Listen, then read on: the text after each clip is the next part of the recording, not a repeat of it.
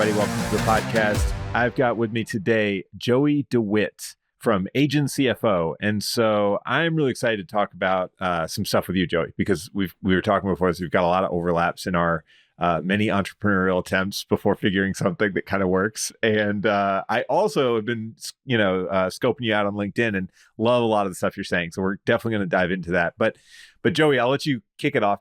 Give us a little bit of introduction to Agent CFO, what you guys do, and all the sort of background we need to know. As the name suggests of Agent CFO, we run a CFO service exclusively working with agencies. So for most people, maybe CFO sounds like a fancy term, used in big corporations. Essentially, what we help with is kind of everything on the finance side. So, you have the bookkeeping and the accounting. Both are very important and something you should definitely start with if you're not doing that yet. But at the same time, that's really focused on the past. And so where we come in is really like taking that information, helping our clients make sense of it, and then use that to hopefully make better decisions for the future. So this can be anything from simply educating and just really explaining, like, what do these numbers mean? Why are they the way they are? Why isn't your bank balance going up as fast as you would expect?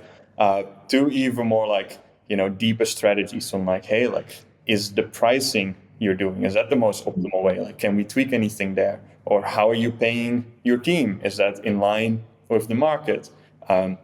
Is it kind of flexible maybe? Like, is there any risks? Like, if we lose some big clients, what will happen then? Or like, hey, are we positioned well to take on some more clients? Like, are we going to run into any issues? So kind of anything really that forward-looking side where we can just act as the brainstorming partner almost to the founder and just kind of providing that, analytical and financial voice in the back of their head to help them, make decisions and really like, always with the goal to help them get to their goals. So that is kind of the nutshell of what we do. I've been doing this for 1.5 years now. So, in the grand scheme of things, still very much early on in the journey. But yeah, it's been a lot of fun so far. We've not lost a client yet and we're growing quickly. So everything is going well. But yeah, lots of struggles and challenges, lessons learned along the way. Yeah, we'll get into that for sure. I'm curious because obviously, like, I guess in my experience, an agency has to get pretty big before it's hiring a full-time CFO. So what size agency do you typically end up working with? I'm imagining it's under some revenue or headcount threshold, right? Yeah. So maybe the first caveat I can add there is like we are a fractional CFO service. So this is never a full-time commitment. And that's really why this model is working so well. And you see, it popping up more and more now, the fractional CFO services, as it's really like, a part-time like CFO that does just kind of like get everything done for you. As like you said, you don't need a full-time finance person typically until you're at least doing 10 million a year. So kind of the scope or the range of clients we work with is that the smallest end is already at 30K a month, which, is already a definitely a big achievement to get there.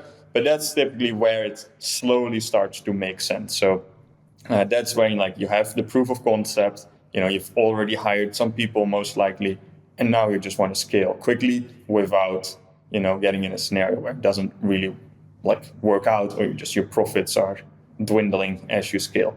But I would say that is really the lower end where this makes sense. Then like from 50K a month, that's when there's like, really like, all right, now we kind of need to get a bit close on the numbers. But typically from the 100K a month, that's where we really have our sweet spot.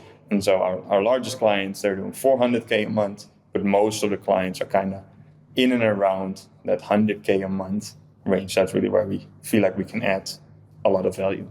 Yeah, that makes sense. And I mean, at 100K a month, like you said, you're going to definitely have some employees. So you have some major costs there. You're going to have a division between the production of your work and the sales and marketing, in your budget. And you're going to have some stuff there where you can strategically move the needle a little more.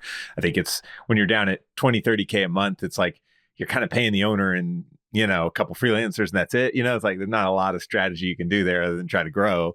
But one thing that you had a LinkedIn post about this, and I think this is a really, really interesting and common problem I see. So it's about, I think essentially I'll distill it down to, this is like talking about the feast-famine cycle of being reactive. So, a lot of agency owners, in my experience, they basically run their companies off of cash in the bank. In other words, they look at, do we have cash in the bank? If we have a little extra, maybe I take a little out or I invest in something. If we don't have cash in the bank, I better not spend. I don't have money to spend, And so I'm curious to get your take on that and kind of have you expand on that idea, because that reactivity feels very non-strategic and very just like reactive is the way you put it. And I agree totally. What do you do to get people out of that mindset?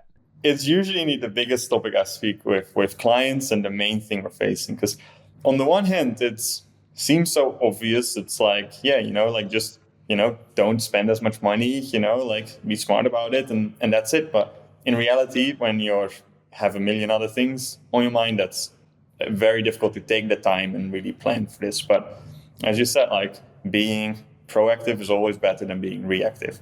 And so I kind of have this belief that, your profitability should not be left up to chance. There's no reason why you can't have a fairly good estimate of how profitable you're going to be, at least over the next month, maybe even the next 3 months.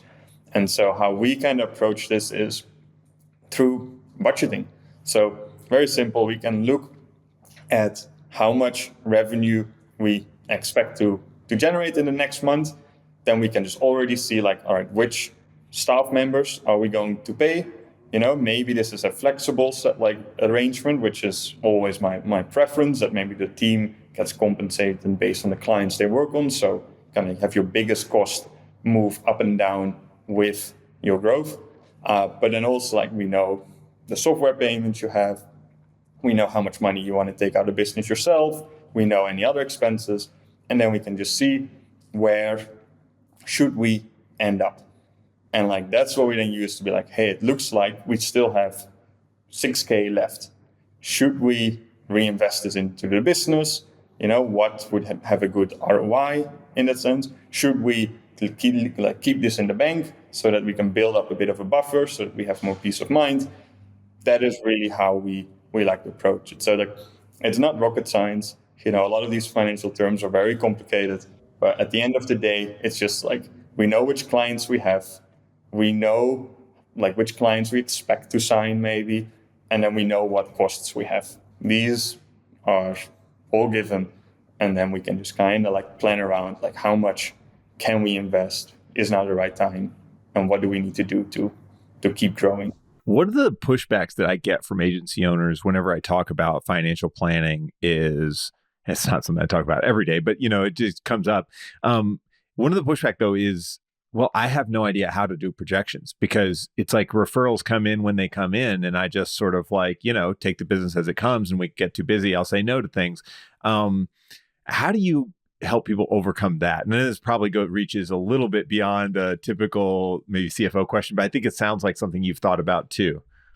Yes. So actually what we have for every client is our own model that we implement. And so very simply put, we just have a tab where we can list all the clients. We have the same for the people and same for any expenses, which, some people want to track every little expense in there. Some people just are fine with totals. But we have a place that's all connected. So we just have a nice little dashboard that shows exactly how much we're making. And then we can forecast based on these clients are maybe a 6-month contract. So we know this money is coming in. This client, we're fairly sure they will renew their contract. And maybe hey, on average, we're adding 3 clients every month. So we can are fairly sure we can put that in.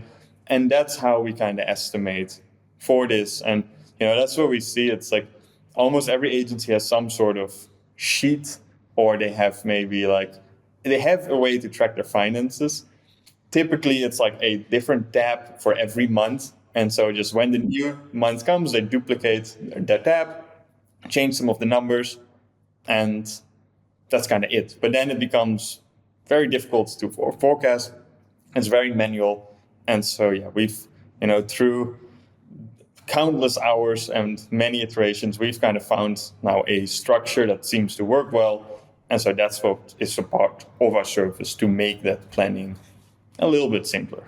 Actually, when I started my first business, I got a lot of help and input from some people I knew who were more financially savvy than me around business modeling and sort of modeling out growth, because I just felt kind of lost. Not like I was a software engineer. I knew how to use Excel. It's not like I was completely like inept here, but I do think it's a little bit like daunting to look at these like multi-month spreadsheets when it's not been something. I mean, for most of the small business owners, that is not our day to day. We live with clients and sales and production work, and so I think that's again the value I would see from a service like having a fractional CFO or having advisors that can help you with this sort of things. Like, you've got to have somebody who's looking at this holistically and across multiple months and projecting out to the future and all that. Yeah, and that's really the on like more on like my personal growth side as well in the business. That's the hardest thing, because like the most common objection I get is like, oh, I would love that. However, let me first, I'll just close a few more clients. Like, let me just kind of like fix this, and then we'll set that up. And so that's indeed really like, I know for founders, like they didn't start their business to do the modeling to make sure they have all of that. And so that is indeed the challenging bit of like, hey, like I do need, it's a collaborative process to get this right. I can't just make your forecast for you and then just, have to like that doesn't work. And so, yeah, that is a very common like challenge I face, where it's like, they want this, but they kind of just want the result of it more. And yeah, that's, I think, that's also the fun of it, like trying to get people excited about this. And like, I think that's where you really have to tie it to their goals. And so, if, some of the listeners here, they are saying like, I don't really have the time for this. At the same time, if you are, you're running the business to make money, most likely. I don't think there's many agencies that do it for some altruistic purpose. And so it's like, well, it's just a part of it. Like, hey, if you want to sell the business in 5 years' time, if your finances are a mess, if you can't even explain like why you've grown, like if you can't explain every little detail of your business, you can forget an investor coming in and giving you the benefit of the doubt. And like all of these things, it's like, hey, like if we know that long-term like end goal of whether that's a revenue figure or an exit or just a lifestyle business, if you're not very mindful of that and actively plan for it, that's when you get in the, agency prison, agency hamster wheel, whatever you want to call it. Yeah, it's something that even if, and I'll just say this to a lot of agency owners I've met, or a fair number, are more in it for the lifestyle than the money. Like they certainly want to make a certain amount and they want to have a good lifestyle, but like they aren't looking at like, I want to double every year, or I want to, have a big crazy exit someday. It's more like, hey, look, I like this work. I have freedom and, I'm making good money for me. Right. So I do think that is a subset of agency owners. That said, finance is just as important for them for all the reasons you mentioned, which is someday you're going to exit, like it or not. We all do. And it's a question of like, do you have everything buttoned up to maximize the value so that you or possibly your significant other or anyone in your family who inherits this is like going to actually be set up for success in an exit? And then also just having your finances in line and sort of in order gives you optionality. It allows you to know when you've got extra cash or cash flow coming in that you can reinvest or take more distributions, or when you're going to have a tight quarter ahead and you need to start thinking about letting people off or something like that, right? And none of those are fun things, that's not a fun thing to do, but like it's way better to be prepared for it than to be completely blindsided and have like all of a sudden a negative cash balance or something. I just clipped that from a sales pitch. Yeah. This is kind of like leading into another thing that I wanted to ask you about, because you again talked about this on LinkedIn, which is like growth is expensive. And this is something I see a ton in agency owners, just underinvestment in growth is what I'll call it, or in building up like pipelines or repeatable pipelines of new clients.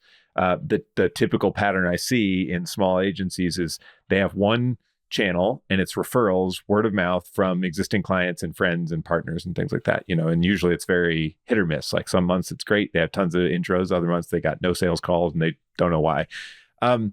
How do you think about growth and investing in growth, and what do you tell your clients as far as like how you have to think about the dollars, because you'll end up spending a bunch of money and you won't see results for weeks or months possibly? This is my favorite topic.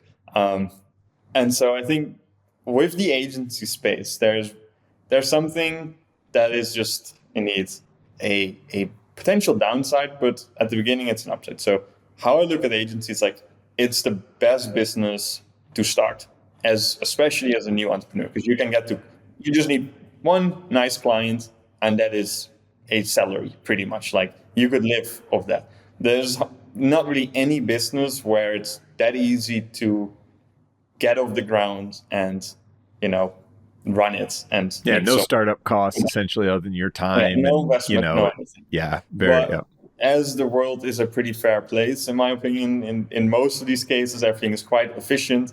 There's a downside as well. And that is that it has, in most cases, kind of a negative economies of scale. So most industries, they have this economies of scale. And if you read business books, this is something that a lot of investors talk about. It's like, hey, if you grow, everything should become kind of easier. Like if you have an e-commerce business, it's very hard to start it, get traction. But once you have it, it's still hard to grow. But it's essentially, if you have more capital, you can buy more inventory, and you'll become more profitable as you scale up. Most businesses are like this. The technology, if there's a big network effect, everything is usually easier as you grow. For agencies, it's often the opposite. It's like if you grow, you need more people. There's more clients you have to manage. There's management teams to build out. Yes, those management layers that start to stack in there, and they just suck out money without actually contributing to client work and things like that. It's very hard. Yep. Yeah, and of course, management teams are in every business, but still, as you're running the agency, you're already dealing with so many moving pieces, and it just, there isn't much extra benefit. And signing that extra client isn't really, you're not becoming incrementally better besides some things that you can learn and your process can maybe improve. So that's kind of the difficult part. So before you even think about growth in itself, and before we just have hey, we can put 5K into ads, or we can put some money into a service, I always first really try and start by really figuring out hey, if we know that growth is going to be a little bit painful, how can we make sure that we're really well positioned for it? So do we have the right team in place, and again the compensation, but even are there maybe other benefits? Because there are some ways agencies can offset these economies of scale by having referral programs, good partnerships, maybe launching some consulting or coaching or a little info product on the side. That's, if you have a bigger name, is kind of giving you that economies of scale, because the bigger you get, the more people would want to buy anything from you. So that's maybe more just before we really look at reinvesting, I think it's always good to really be clear of hey, is the best way to grow by just doing more of what we're doing, or is there any better ways? I don't know if that answered the point, but maybe there was something in there. There's a lot in there. Yeah. One of the things that I always I go to often when people are asking about this, how do I reinvest in growth when, more clients means more work for the team, and then I have to hire people. Now I lose margin on that. Totally valid.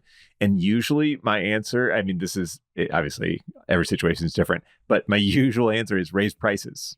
Instead of servicing 80 clients like you do today, service 60, but at 20% higher prices. You just made more money without adding any clients. You net negative, net lost clients. And yet you can actually do a ton for your bottom line by just having more profitability per client. Now that sounds easy, and I say it in a very dispassionate way because I'm not in your business dealing with your clients every day, right? I realize that in real life it's harder than that. But I'll just say, personal experience wise, my partner and I bought a business a year and a half ago, and that was the first thing we did was took the client base down by about 20%, raised prices by 30%. net, we have less clients that are more profitable, and now we can spend more time servicing them with a smaller, more focused team. And yet revenue's up and margins have stayed stable. So it's again, it is actually a simple thing to do, but it's not easy because you have to go have these conversations with clients, and you're going to lose some of them who like you and you like them. It's not like I disliked our clients. It's just that I'm looking at the bottom line, like something's got to change here. And anyway, so just personal experience, I'll throw in there. It's the best. Like, it has the biggest impact on your bottom line because, the simple math is price is the biggest number. Like you're getting paid more than you're paying a staff member. And so if you can increase prices, that will have the biggest impact on the bottom line. So yeah, we always look at it in a way of like, all right, we have price is one thing, but it's also retention. So we're kind of like, if we increase price, yes, it will boost revenue, but also, some clients will leave. That is fine. But the clients who do stay, like, how long will they stay for? And so that's kind of that we're looking at, like, is there a big impact on churn? And then, hey, if it's, that's just, the hard thing is you can't predict that stuff. So, you just kind of have to, you have to try it. Yeah. I always say that too. I'm like, you can model it on paper, but I have no idea how many of your clients will churn when you raise prices by X%, or how many, what the optimal number is. And I think the tough part is having the courage as a business owner to say, all right, I'm willing to take a shot here. Or, and there's ways the way we've done it has always been to roll it out in phases where, you start with the, say, like least profitable clients, and you raise their prices, and you kind of know if you lost them, it's like the least painful, or you start with smaller clients or something like that. Anyway, there's ways to kind of roll it out in phases, but it is important to do that every so often because your costs are going to be going up. You're going to be hiring people and their cost of living goes up, and like all these things happen. Like, we can't expect prices to be the same for 5, 10, 20 years. It's just not realistic in an agency type business. I do want to talk about your agency though, Joey. So let's shift gears. How did you get started on this? Because I know you've had more traditional corporate jobs, and then we also were talking, and you've had a bunch of side hustles and things. I was the same way before I actually figured something that worked. Tell me about how this kind of the whole thing with Agent CFO came to be. I'll just kind of start at the beginning. So I always followed that traditional path. So like, I just got my master's in finance. I was like, all right, I'm going into banking. Did that for a couple of years, but even before that, I was like, I need to run my own business. So like, I come from an entrepreneurial family. We have our own, like my family has their own business in tulip growers, actually. So a very Dutch business. Yeah. So I always knew like I wanted my own thing, but that for some reason it was always just kind of that safety feeling and just not wanting to stick out too much. Just like, let me just get good grades, get into a good thing. But then all my spare time went into whatever, like any side hustle podcast show. Like, I listened to everything and then switch my business. Every 2 months I had a new idea I was trying out, a new blog, a new website design stuff, like anything. Now, all these things tried, I was just still sticking to my normal thing. Then COVID came around. I was working in a bank in London as a credit analyst, and you have it, my family, they had some issues with their bank because COVID wasn't very good for most. And so my family asked, like, hey, can you maybe look at kind of our communication with the bank and our finances and just kind of see, like, what can you help with anything? And while I was looking at it, I was like, oh my God, like, I had a similar role as the role that they were dealing with at the bank in the Netherlands. And I was like, I gotta say, like, I'm more on the bank side here than on their side, because emails weren't really being replied to on time. The stuff that was sent over wasn't really like accurate all the time. And it was just difficult to really get a sense of what was going on. And so I started helping them. We kind of like cleared things up. And that just made me realize, like, wow, like they didn't need it wasn't a full-time thing, but they need something. And so I didn't even know what a fractional CFO was. Like, of course, I knew there were like CFOs, but I didn't know this was a business. So at the time I was like, all right, like maybe this is something that is a thing. Maybe I can help businesses with their finances as a side thing. So I started posting on LinkedIn and then on Twitter, just trying to kind of like try it out, see what it's all about. That's when I met some other people who were fractional CFOs. And that's really where I learned like, wow, this is actually a business that people are running. So I just learned a lot from them, very grateful for kind of all the lessons they shared. That's why I'm also always now just like, I'm happy to share anything that I'm learning. But yeah, just started posting. Initially, no real niche, no real strategy, just knowing like I know finance, I know I can help people. Let me just see what happens. Then actually the first clients I had were agencies who reached out to me because they saw my post. It wasn't anything agency specific. It just happened to be an agency founder. And so started working together and really enjoyed it. Was clearly like resonating with them because most agencies are just like still younger people. They're more dynamic, as working with my family who are farmers, very traditional, don't really want any change. Whereas agency owners, they're much more like, okay, we want to grow this, we want to figure it out. And, they needed the help. So that's where I started. Things worked out. I niched down on agencies. And yeah, one thing led to another. We're now at 10 clients.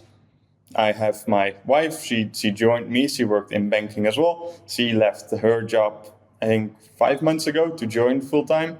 Hired the first analyst, and actually this week brought on the other CFO. So we're now in full growth mode. But yeah, lots of ups and downs in between. It's a really cool arc and sort of thing for other entrepreneurs to think about is like, day one, do you have to have a super solid little niche narrowed down? Probably not. Like probably get a couple clients and see how it is. And one thing I always go back to is like, find out which clients are like seeking you out or really have a pain point here and are able to pay. So often, so I own a podcast production agency. A lot of podcast production agencies are just generalists. And because of that, they end up having to charge very little for their work because they don't specialize at all. And so they have to compete for these like, random comedy podcasts recorded by two guys in their basement that's never going to make any money, and they can't charge very much for that kind of podcast. On the other hand, if you can sort of niche down to something that is a little more business focused, that has like a clear monetization path, and there's like, all that there's a lot better ways to make, more per whatever unit of work. And I think you're probably, I imagine, seeing the same kind of thing in the agency world. And I know this as an agency owner. I have cash flow often, but sometimes I'm like struggling to know what's the best thing to do with that cash flow, or how do I think about reinvesting in growth, or what if this goes away? How much should I have saved up? I mean, I have these questions, and I've been running an agency for 4 or 5 years, so I imagine there's lots of us out there like me. Yeah, exactly. And I think that's something I definitely noticed. Like it's so valuable to niche down, both from a marketing perspective, but also from a delivery perspective. Because within this journey that I shared, I also joined up with another fractional CFO firm for a few months, which was great. They're great at what they do. Only they just are industry agnostic, and so they're more niche down on the surface in a way, like they just do that work.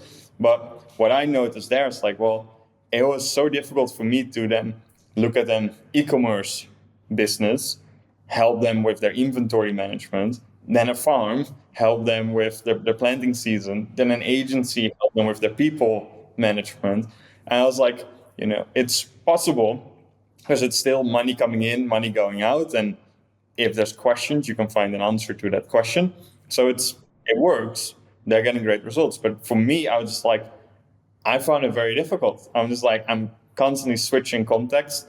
I'm like, my personality is more like, I want to go deep, and like, I can get very conscious in the way of like, oh, am I adding enough value? Am I doing this right? Like, I can really get lost in these rabbit holes. And so just being niche down, it's like, yeah, easier to attract, like to speak to people, but it's also like if you're starting out and you have just stuff to learn about the market and everything, I think you can go so much faster by just committing, because you can actually learn all the ins and outs. And that's why I'm now able to speak about these specific strategies in agencies, whereas like I know nothing about how to scale an e-commerce at this point. Yeah, yeah. And I think having those comparable financial records that you've looked at could be really helpful for you, like you said, finding the opportunities or the problems in an agency. I'll say again, personal experience. I looked at the books of probably 50 or 60 companies this last year looking for acquisitions, and all agencies. So the great thing is I know what agency finances look like at this size. It's like I've seen so many, and of course there's variability and some are nicer than others, but at the same time, just getting that level of perspective allows you to like look at the books very quickly, decide this is good, this is solid, or this is a problem and we need to go back. We're not going to work with this. I'm curious too on the service delivery side, like you mentioned having an analyst and then another CFO. So tell me how you guys divide up that work. This is something that a lot of people, I think, in the agency world struggle with hiring those first couple people because they don't do the work as well as the founder, of course. How have you overcome that, or like how are you dividing up the work right now? Yeah, so my biggest challenge at the moment to try and get myself more out of things. So I think indeed it's a lot of it comes down to personal preference of indeed again like how you think you can grow in the best way. So like that other CFO from I was part of, they were more just like one person covers the clients, and that's even for my agency clients, that's still something I see. Like for some advertising agencies, sometimes it's one person is both the account manager and the media buyer, whereas other people, they have it split up. So I think first, what was really helpful for me is just really think like, what do I feel the best about in terms of how, like what excites me more? Like, do I want to have one person who is like I'm really relying on, or do I want to split it up? So for me, I landed on like I want to split this up. I think a CFO should just be that advisor. And even just I was thinking like, how do I want to run my day? Because I really like speaking with the clients. I really like helping think through their stuff. But I wasn't that excited about making the model, checking all the transactions, doing the forecasting, and like the work that is important, because otherwise I can't do what I want to do. And so that was really my last, 8 months pretty much. I started, hiring from overseas, had some good people on the team, like nothing to them. It was, for me, I just found it, both just me learning how to delegate and, them being more of the affordable, like, a little bit less experience.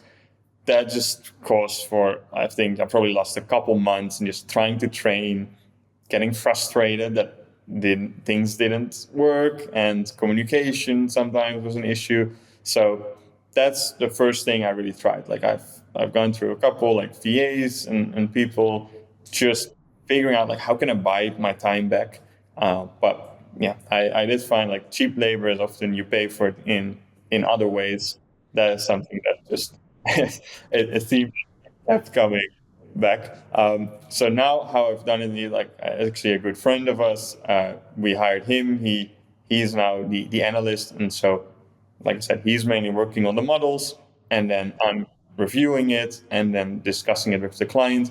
And then the goal is that within a couple months, he has gone through enough iterations that he can then also take on his own clients. And then with the new CFO we brought on, he already has a CFO experience. So he should be more like he could directly take on clients and then get an analyst underneath him to help him out. And that's kind of what I want to like do on repeat. And yeah, just trying to write SOPs and all of that. But that's easier said than done for some reason. Like I still got a lot to learn on that front. But I'm right there with you. And this is the same way I kind of started to hire people to get myself out of the day-to-day early on. Was essentially I looked at where I was spending my time and what was really like annoying to me, honestly. Like that was the thing that took a lot of time that I just don't get energy from. I love that the way you're looking at that, and then said like, somebody wants to do this like as a job. You know what I mean? Like there's always a job that I hate that someone else will love. And I had the same experience early on hiring people. I think everybody screws this up, and there's no way around it. Like the first person I hired to write an article for me, the second person, completely biffed it, and I had to rewrite the whole thing at midnight, the night before it's due, and because I'm trying to make a good impression. Anyway, it is inevitable that will happen a couple times as you learn. But you pick yourself up, you do it again, you learn how to prevent it in the future, and like you said, eventually you build these SOPs and all that. I'm quite curious as well how you even do it now or how you did it before. It's like, were you the type who first did all the work yourself, and then like until you reached capacity, that's when you started to hire? Yeah, with the first company, no, I was doing everything myself, but I my trick, quote unquote, is that I'm a super organized and methodical person, almost to a fault. I tracked my time and what I spent time on every day, and I still do, honestly. And I look at that every single week or every month, depending on what I'm doing. And I just say like, okay, I spent 8 hours this week on writing articles, or 4 hours this week editing articles. Is that something I should now hire off to somebody? Would that 4 hours be something meaningful that I could, put into sales and growth? And then the other thing I tried to do at the beginning, especially, was always spend half of my time on growth and marketing and half my time on client work. And as I got more clients, I basically said, okay, I can't do all the client work now, so I have to start hiring pieces of it out. And just looked at the time categories and said which one makes sense for me to get off my plate. Writing being one of the first ones because it was the most time consuming and kind of like I couldn't do it forever, and I thought I could hire people. But yeah, I mean, everybody has their own methods too. Because I hate to I'm definitely not the only way. Like my way is not the only way. I've seen entrepreneurs do it all sorts of interesting ways that they figure this out. And some people, I mean, they're way ahead of me, and they on day one, they like never do a thing. All they do is like maybe sales calls on day one, and then they just figure out how to outsource everything. Like more power to them. I was not that ready to do that. That's exactly. So when I speak with clients and just people I know, some were just like, yeah, as soon as I got the first client, I, passed that work off. Or like, I don't even know how to do the work. Yeah. And like, for me, I'm just like, I wish. Yeah. But this might be encouraging, but the second company, when I bought a second company, I bought a podcast agency. I didn't know how to edit any podcast audio or video. So like I had to rely on the team fully. And like, so I do think it's possible to do that. And I see now the path to doing that. But again, first business, this is my little baby. Like it's just like a newborn. I don't want to let it go too early, Yeah. Anyway, let's talk about client acquisition. So you've obviously, like you said, 10 clients, you've been growing, you've kept them, which is amazing. I mean, that's like retention is one of the huge things, biggest things you can do early on. What's working for you when it comes to getting new clients? Is it mostly word of mouth and referrals from existing clients? Are you are active on Twitter and LinkedIn? Are those starting to bring in clients too? Like what else do you do? Yes. So actually most of it has come from Twitter. And so like we also have done quite a few like one-off type work that also pretty much always came from Twitter. Have also posted up in like every now and then on LinkedIn. I'm picking it back up now, but that actually never brought clients. So it's really been Twitter for me that's been the best source. And then now it's also referrals that are coming in. It is just some partnerships that we have that is bringing in some calls. But yeah, we're kind of now at the point that I'm really exploring all avenues. So I've tried some cold email before, didn't get results from it, but I'm considering starting that up again, considering running some ads, really just like a part education for myself and just kind of see what works. Because that's one of the lessons I did learn from my type of service. Outreach just doesn't feel right necessarily, because it's like you don't really want your financial advisor to be in your DMs, sending you, little memes. Desperately asking you for work. Are you ready? Please come work with me. Yeah. So I think I'm exploring different ways, but for me, it's this whole year pretty much. It's like if I go really hard on content and engaging, I sign some clients. but then I'm doing the work. I hit my capacity. I I don't post content anymore. I don't engage. Everything dies. And then because I'm keeping the client, it's kind of like slow and steady going up. But I just realized like having then to build up that momentum again, that's the biggest pain for me. So like now I hope with the new CFO and like with the analyst who's doing very well, I think now I just want to get that moment, like keep the momentum, because I keep putting all this effort to build it up, and then it just like falls away. And so I think that's my biggest lesson of like, really make sure you look at that capacity far in advance, because having done 3 cycles of this, it's just painful for no reason to have to build momentum again. Totally. No, everybody feels. I totally felt that at different points as well, and I agree. You don't want to get into that feast-famine cycle of oh, I'm too busy to do the marketing and client acquisition, so I'll back off of it, and then 6 months later you need clients again, and you're like desperate for work. Yeah, it's easier to have pipeline that just consistently delivers you leads, even when you have to say no sometimes. Like that just allows you to do things like raise your prices and all that stuff that just makes it the business stronger in the long run. But yeah, so we've kind of touched on some of this, and I think we'll kind of finish with a little bit of conversation around this. Like, what have been some of the challenges or lowlights of starting your own business? Because you've had the corporate real, quote unquote real job. How nice that can be in some ways, and how draining and terrible that can be in other ways. As you've made the shift to being a full-time entrepreneur for over a year now, what have been some of the challenges there? What have you felt that you didn't really expect, maybe? There's definitely been enough of these moments. I think the best way to summarize it for me is that you're just never off. At least that's how I work. Like, no, I just totally. And so on paper, these last 6 months, we've had the life that everyone would dream of. So like once we left London, we were in the US, did a road trip there. Then we had like a trip on a catamaran in the Bahamas. Then we lived in Italy for 2 months. And so some of our pictures are like everyone's dream life. But the reality is I'm still working on the boat. In Italy, I'm working most of the day. Like we had in mind, like, oh, we're going to do all these road trips and we're going to go visit all the museums. Most nights, it's just me working. And the worst part is it's not even like because clients need, like it wasn't all going client work. It's just like, if I don't write my content now, we're not growing. And that's just something I can't switch off.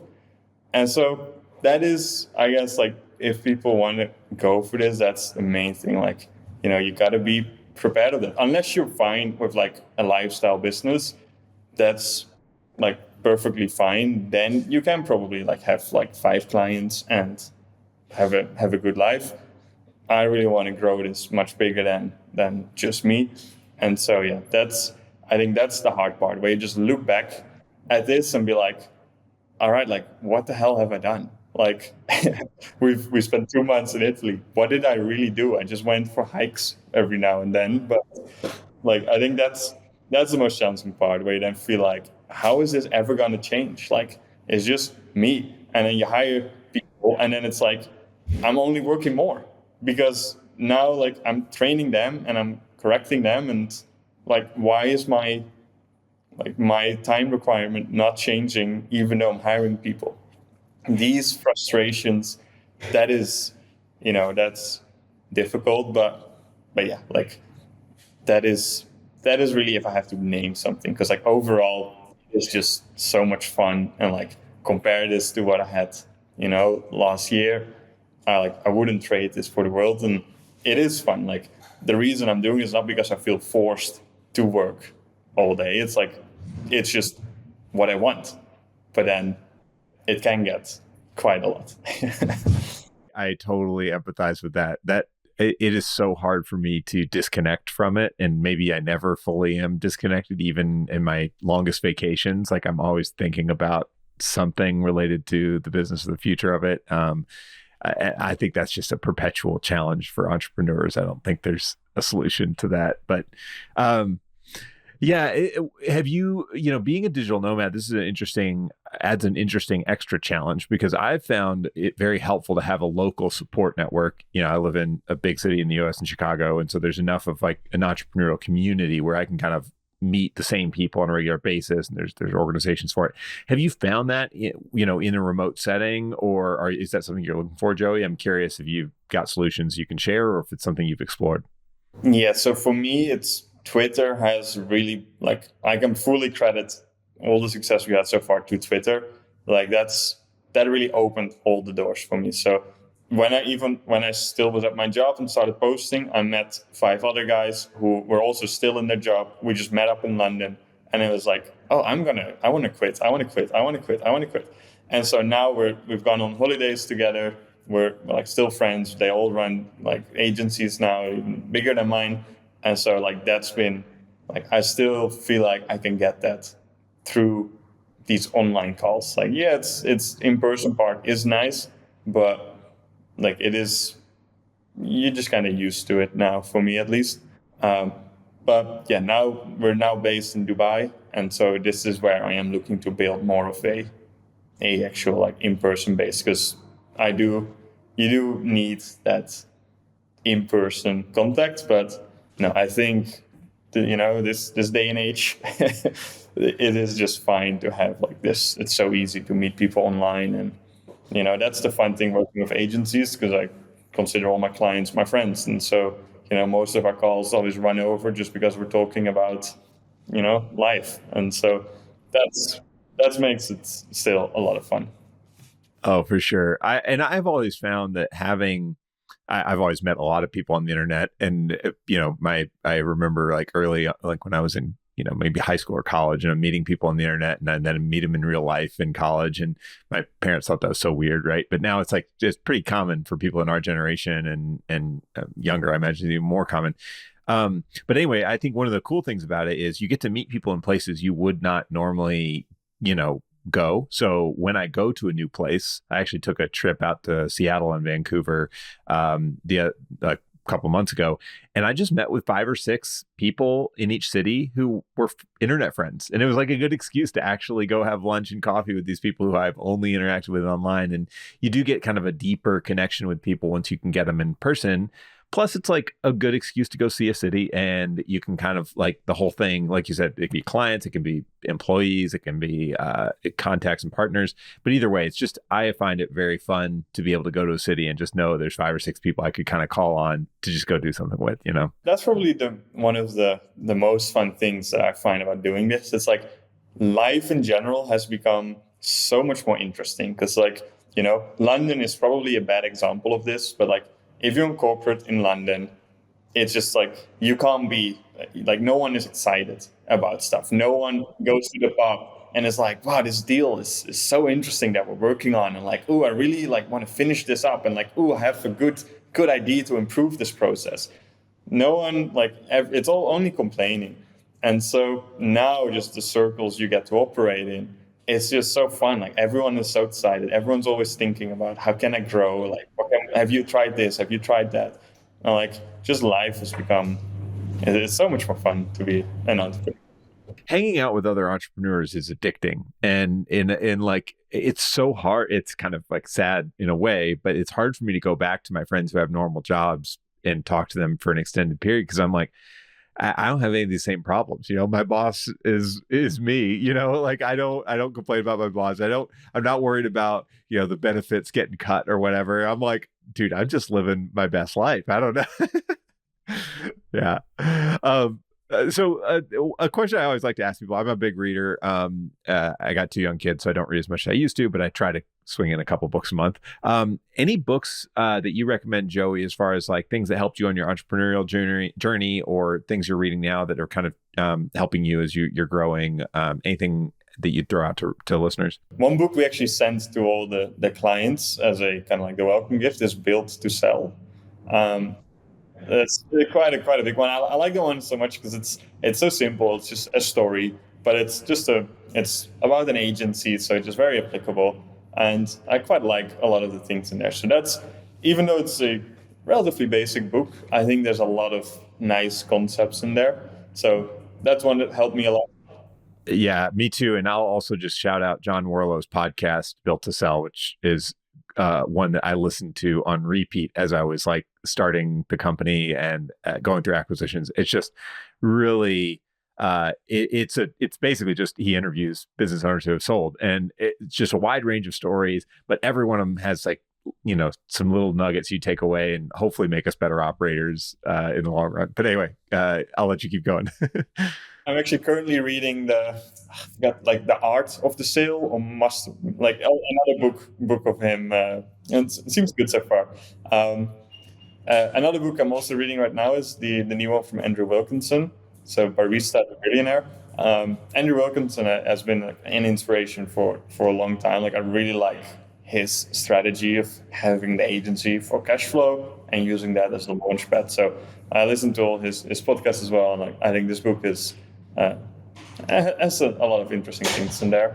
And yeah, those are two of the big ones, but there's a lot of good finance books, I'd say, for like business, but most of the time I'm more reading like biographies, and I listen to a lot of podcasts, like the Founders podcast. That's pretty much one of my go-to on every run. So yeah, just trying to consume a lot, but those two are high up my list.